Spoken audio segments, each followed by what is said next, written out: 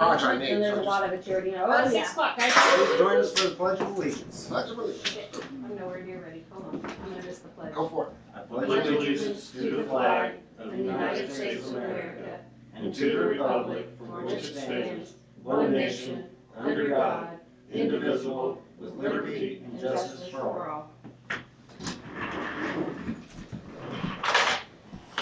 Welcome. Sorry, guys, I missed the pledge. Oops. It all It's all right. goes humor. I missed There'll the be pledge. more. Sorry about that. Start off reading last month's minutes.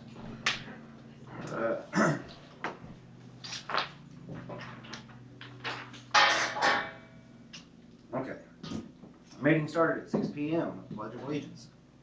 Previous minutes were read out loud by Jeff Clark. RT could not attend the meeting due to an oral surgery. Spring Clean and Fling has been held on the second Saturday of May. In previous years, we discussed that. We decided that we're going to change it to the third Saturday of May. CJ makes a motion, Jeff agrees. So it will be on the third Saturday of May from now on. RMC is raising their rates again. We decided we can't raise our rates anymore. We're already the highest in the state. Jeff would like to look into using the town property of 6/7 acres for solar energy. CJ makes a motion for this, and Jeff seconds. There's some nasty rumors going around. Cool. I'm in. There's some nasty rumors going around. The State Board of Accounts sent a CPA to investigate these allegations, and no fraud was found. We discussed the fire barn property. It was supposed to have been split in a trade. That happened in 23 due to some kind of error that wasn't put into Elevate or the recorder's office Right. as a split. So the property was transferred to Dan Henning. Dan Henning also knows that the property he wasn't supposed to get the fire barn. There isn't an issue with us getting it back. The paperwork has to be gone through. It's been done. Jeff introduces himself to the town, and that Ashley Clark is his wife. When we first took our positions with the town, we verified with the State Board of Accounts that this was okay, and it was assured that there is no policies against it. In the history of this town, it has been common for spouses to work and hold these titles. Jonah Shaw introduces himself and that he is running for sheriff. He discusses some issues in the county, and he would like to see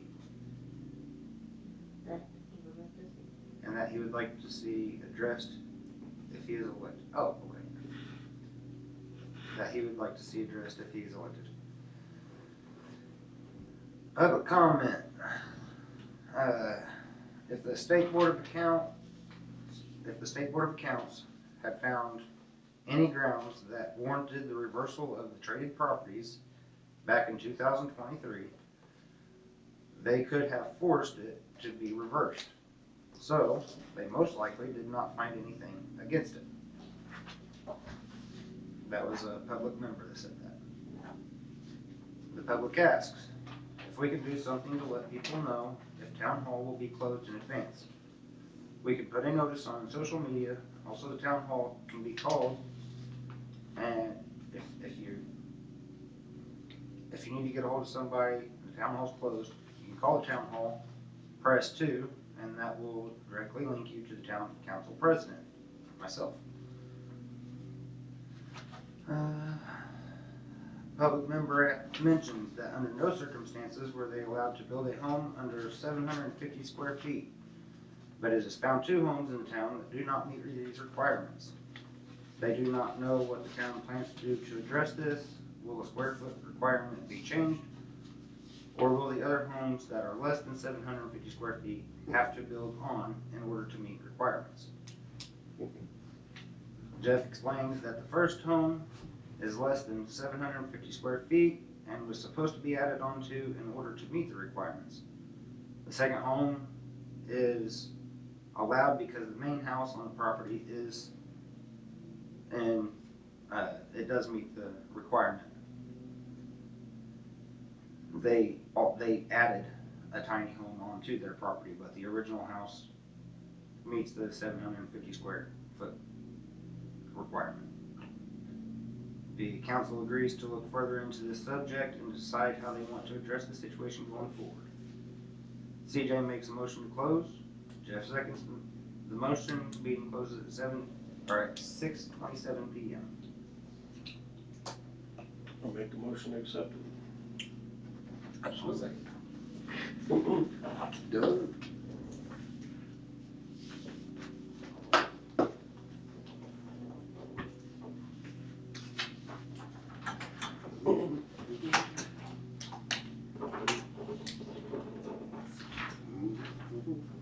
Thanks.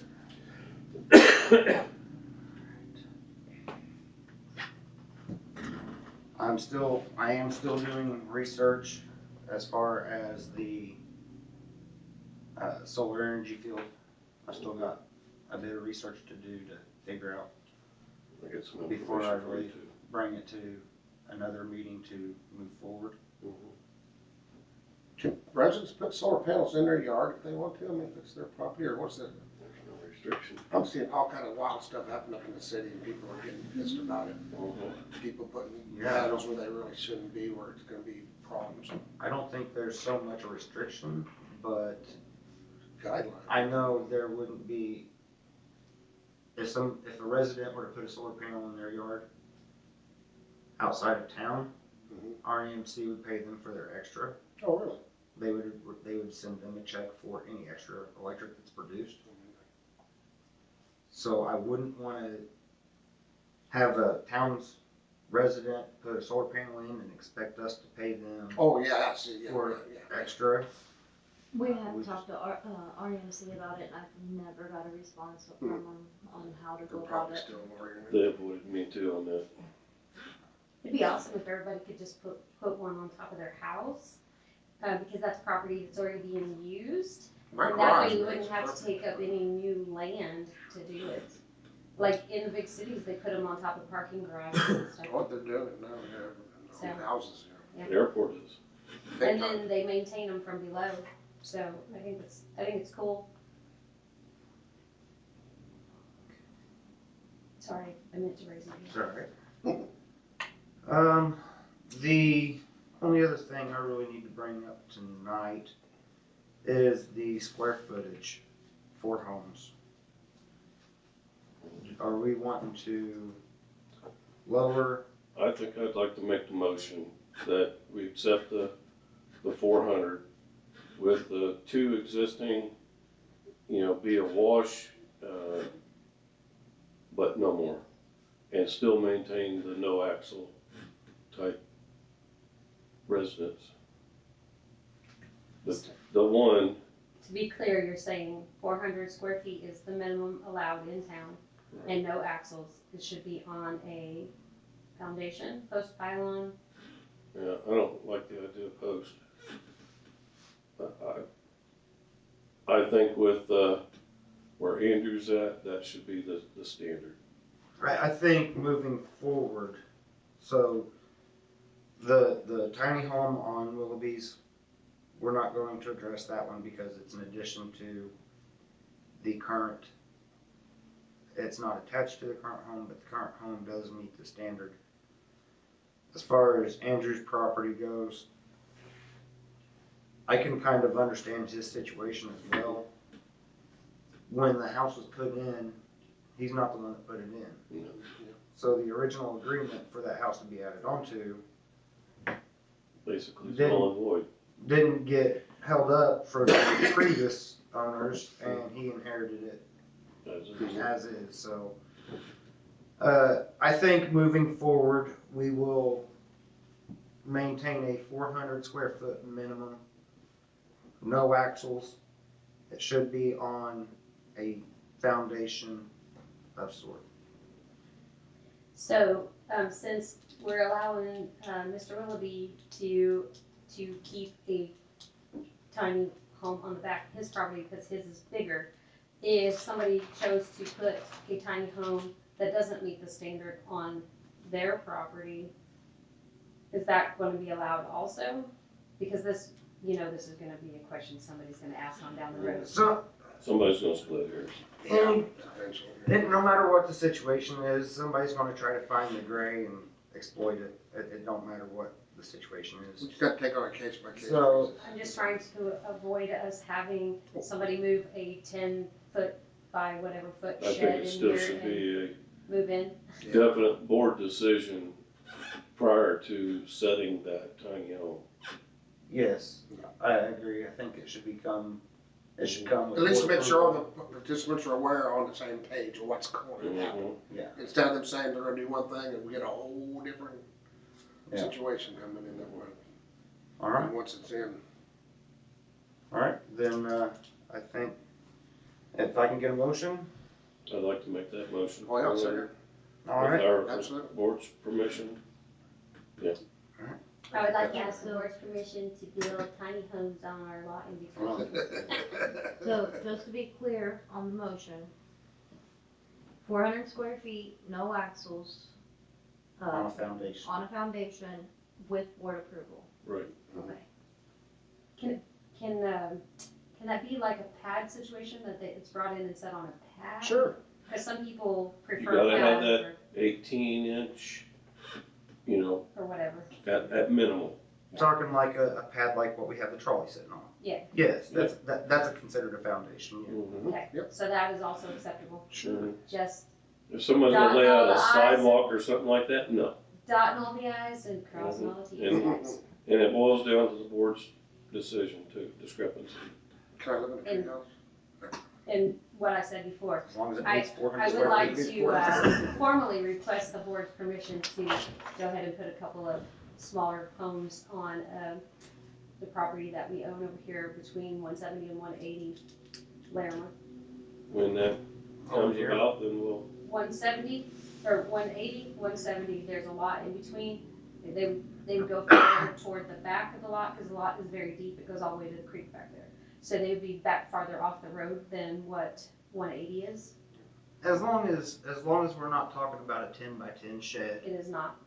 then I don't see why. That's where it's gonna come to board approval. If mhm. somebody wants to come and put a 10 by 10 shed in as a second tiny home on their property, it's not gonna be acceptable. No, I think, starting out just like anybody else, any town elsewhere. Stake it off, get a hold of the board. Be more At than happy least to two come over. members. Yeah. Obviously, have to approve it. With the approach of the foundation, pad, whatever, okay, you can go ahead and do that. And then this is what we're gonna put on it. We don't care about, the colors, whatever. As long as it meets the 400 square foot, like we were talking about loft and all that, living space. Living space, It's- yes, that's 400 square feet living space. And then we'll just keep doing the approval thing, each step. That includes, we'll have to have the electric brought to it, water, sewer, the whole 9 yards, it has to be approved. Just like any other city, yeah, we'll have to have somebody of knowledge to come and check it out, make sure that there's 1 inch on 3 inch pipe, drop, whatever. Whatever, it can't be on the property line, it can't, we all know this. I feel like our board is pretty aware of everything that's going on in town. It's a small town. Everybody's gonna, You're not gonna drive through this town for 2 seconds without knowing everything that somebody else is doing, so. Right. and as I said earlier, there's people who's gonna try to push the gray areas. Oh, sure. So that's why the board approval comes in. So the gray areas don't get exploited and we end up with Cover our asses too. a bunch of 10 by 10 sheds that people are living in, and it's just going to drive our property value down, and we don't want that. All right, any other questions? No, From your solar panel research, are you able to give a general time frame as to when that could be implemented? Yeah, I don't have any kind of time frame right now. Now, you want to start something? Maybe. Cool. I will say it'll probably have to go through a federal grant, which Okay. is gonna take a couple years. Okay. Yeah, So it's not gonna be months, it'll be years. yeah. Unfortunately, this is just something that I'm trying to get the ball rolling now so it can gain momentum. It's just like the sewer and the laterals and whatnot that we're doing right now, which I don't even know what the latest is on that. Smoke test, to the best of my knowledge, hasn't even been done. I haven't seen Right, it. I haven't seen it.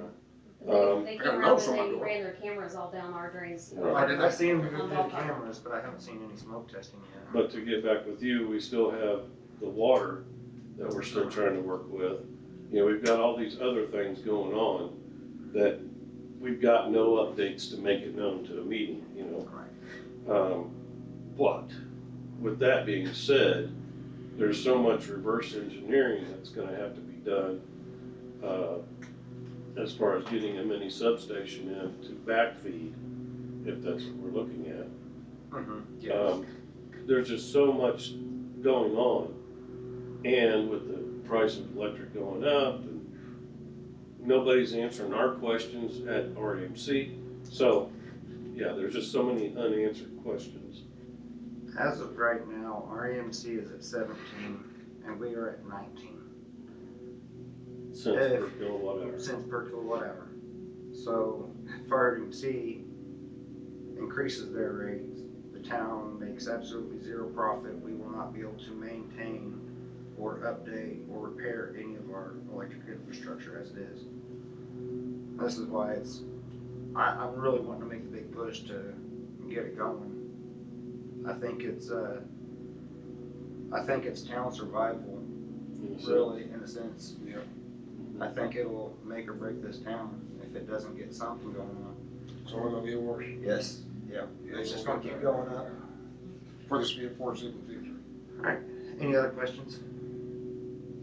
Jaden Simpson, says that the tiny home in question over there is 480 square feet. Okay, so it meets the 400 square foot. So it's bigger than we actually measured. Yay! What we assumed.